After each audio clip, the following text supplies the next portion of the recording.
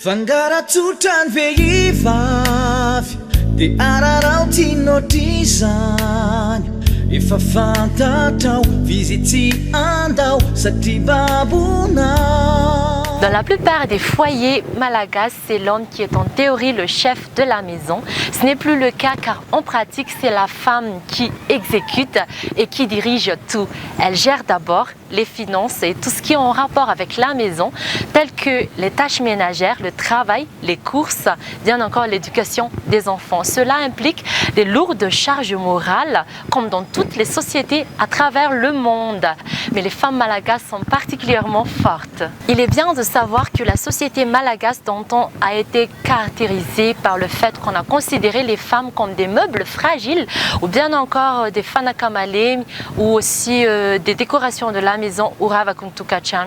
Question se pose alors, est-ce que c'est toujours vrai à l'heure actuelle? Pour pouvoir répondre à ces questions, l'équipe de Tikosé Madagascar s'est rendue dans des endroits publics afin de vous partager les opinions de quelques femmes qui vont nous parler et témoigner de leur vie et de leur quotidien. Sans vous faire attendre, Canal Austral, c'est parti.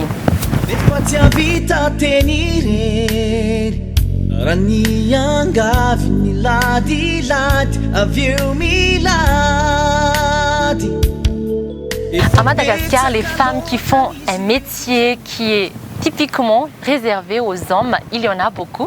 Mais Madame Mapioun a su se démarquer des autres de par le choix de son métier. Et oui, elle a choisi d'être une femme chauffeur de taxi et qui se trouve être parmi les rares femmes qui exercent ce métier. Elle se base donc ici à Ndouananalakiel, juste en face de la banque BNI Madagascar. Donc elle va nous parler aujourd'hui son opinion à propos du sujet. Apprécions.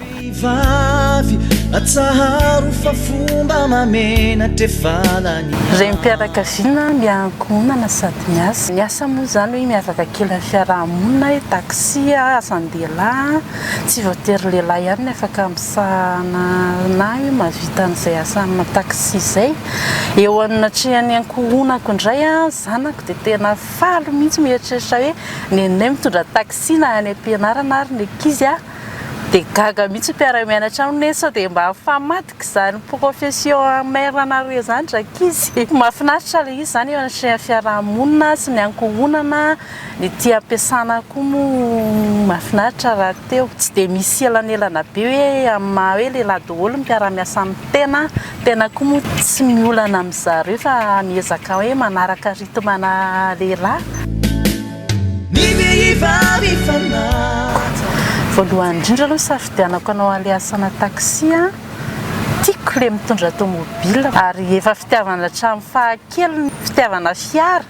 Faharoa manarak'izay resaka asa zany tsisy asa teo aloha dia izay no nahatonga ny safidy hoe ndeha haka permis hanaovako taxi.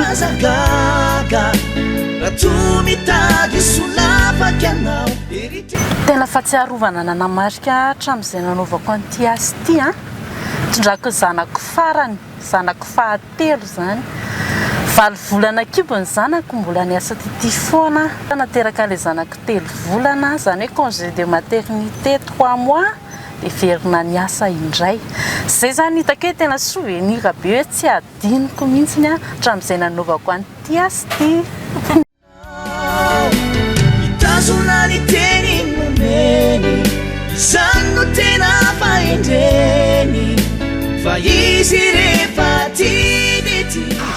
Ho antsika vehivavy izay efa miasa mitovy amiko zany dia maka herantsika rehetra mba azoto lalandava manoloana ny adidy aman'andraikitra izay atao. Ho an'izay mbola tsy miasa kosa dia mampirisika antsika mba hiroso bebe kokoa ny tadiava zavatra fatao aza dia mipetraka fotsiny fa fiainana neny sarotra vitany nefa ve tsy vitantsika sa ahoana. Femme accueillante, souriante et douce de nature, Madame Zarasso incarne le courage et le charisme qui fait d'elle une très bonne chef de quartier. Aujourd'hui, elle nous partage son opinion sur le sujet que les femmes ne sont plus des meubles fragiles. Regardons. Bonjour, bienvenue. ici chez le Fokontany à Tsinanatsena, enceinte de commune de Sapotsinamen. Je suis Madame Rakoto Fonzarasu, le chef de quartier de Tsinanatsena. Moi-même, j'ai du mal à définir le sens de cette tâche et que chacun a sa façon d'interpréter. Mais à mon avis, cela veut dire que les femmes sont importantes et fragiles. Alors, on doit les respecter, de prendre soin d'eux. Voir les femmes travailler peut montrer une certaine indépendance parce que, par exemple, quand elle a besoin de quelque chose, elle peut acheter par ses propres moyens sans demander à son mari. Et le plus important, c'est qu'elle peut aussi aider la satisfaction des besoins quotidiens de la famille. En tant que je suis la mère, j'ai 2 enfants. Je suis le chef Fokontany de Tsinanatsena. Entre les hommes et les femmes, en prenant l'exemple de travailler sur le plan professionnel, je trouve qu'il y a une certaine égalité entre les hommes et les femmes. Les femmes font presque les travaux des hommes.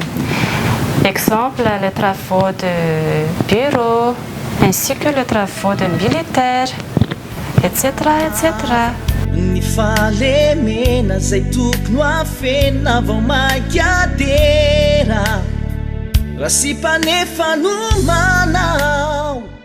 Un petit message de ma part.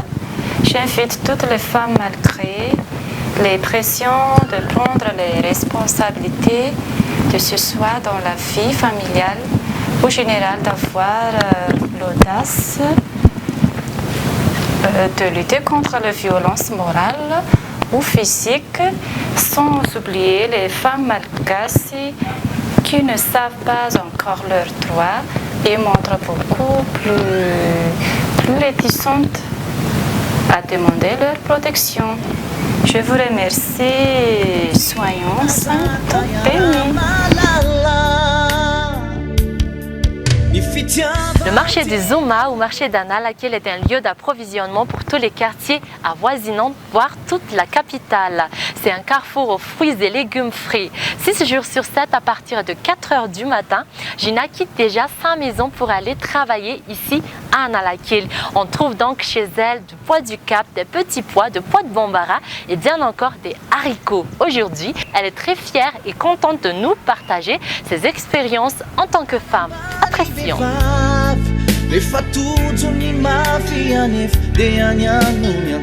Manahoana Sinany anarako. Za dia vehivavy mitady vola. Amin'izao fotoana izao mantsy fiainana dia hifanampian'ny lehilahy sy ny vehivavy fa tsy vitan'ny lehilahy rery. Vehivavy amin'izao fotoana tsy fanakamalemy intsony. Fa efa tena niova tanteraka ny fiainana amin'izao fa mifanampy ny lahy sy ny vavy. Misy ary amin'izao fotoana ny lehilahy dia mbola malemilemy saina kokoa noho ny vehivavy satria ny vehivavy amin'izao mbola matanjatsaina raha ny fitadiavana sady tia karokaroka. Raha zavatra tsy vitan'ny lehilahy mety mba ho vitan'ny vehivavy. Ka zay mahatonga anako miteny hoe ny vehivavy dia tsy fanakamalemy intsony fa tena mitady. Ohatr'izao za miasako zao dia zao ny asako. Za dia miala maraina amin'ny 4 mody amin'ny 7 hariva mivarotra eto Analakely dia zay foana ny asako. Zay ny amelomako ny zanako. Telo vavy ny zanako efa manana zafikely anankiray dia zako tena mitady vola satria zay ny antom-pivelomako varotra. Zany fatra ho antsika vehivavy tsirairay avy aza kivikivy amin'ny fiainana. Raha tsy manana ianao androany mety hanana ianao rapitso. Ohatrana raha zako mbola misy hoe androany maraina tsy manana ka mbola misy miparivan'ny andro dia manantena foana ako hoe tsy maintsy mahita ako raha riva. Ary ho antsika vehivavy efa aza miandro mahazo fotsiny ao an-trano. Fa zay mahatonga ny lehilahy amin'izao fotoana tsy mahazaka fiainana ny lehilahy indrindra fa antsika vehivavy mipetra-potsiny ao an-trano tsy dia zaka ny lehilahy loatra fa aleontsika mitady vola ihany ary mitongotra ao mandeha no mahatonga anao mahita vola. Ny akamona, jinjan'ny akamona dia efa an-trano dia tsika zany mila mitady vola foana. fa rehefa mitady volontsika ambony moralantsika maherintsika mila mivavaka ihany koa fanampon'izay tsy mahazo atao ambany zavatra mivavaka fa mila mivavaka fa rehefa tsisy vavaka eo amin'ny fiainana rehefa tsisy an'Andriamanitra amin'ny fiainana dia tsy mahavita na inona na inona tsy manana tanjaka sy hery hoentina amin'izany tsika vehivavy raha tsy eo Andriamanitra dia izay mahatonga antsika tsy maintsy mivavaka hoentintsika miady amin'izay fitadiavan'izay fa ny ankoatran'izay dia mila mahery matanjatsaina mifampahery satria ny fiainantsika ihany koa ny jeren'ny ankizy fa rehefa ohatra tsika ka mazoto mitady vola dia izay ny anaran'ny ankizy any aorianany dia amin'izay ny ankizy mianatra antsika koa dia tsy velomina lehilahy fa afaka mitady vola. L'égalité de sexe reste encore une utopie dans une société traditionnaliste comme Madagascar, là où la religion et les croyances font pencher la balance en faveur des hommes. Donc le poids de la culture et de la tradition pèse encore très lourd sur les épaules. Du coup donc, même si beaucoup d'efforts sont mobilisés en faveur des femmes, elles peinent à s'épanouir pleinement. Dans tous les cas, pour avoir des réels changements, les femmes doivent parfois bousculer la tradition et combattre les mauvaises mentalités, comme disaient nos chères sœurs qui nous ont témoigné leurs expériences en tant que femmes modernes qui travaillent tout en restant des vraies mères de famille. J'espère bien que notre émission d'aujourd'hui vous a plu, vous a appris beaucoup de choses sur la culture de Madagascar. Je vous donne rendez-vous dès la semaine prochaine pour un nouveau thème. Restez branchés sur Canal Austral TV. Au revoir, Veloumé. Teranya nao fazagaga fa izy rehefa tirety ny andrandranao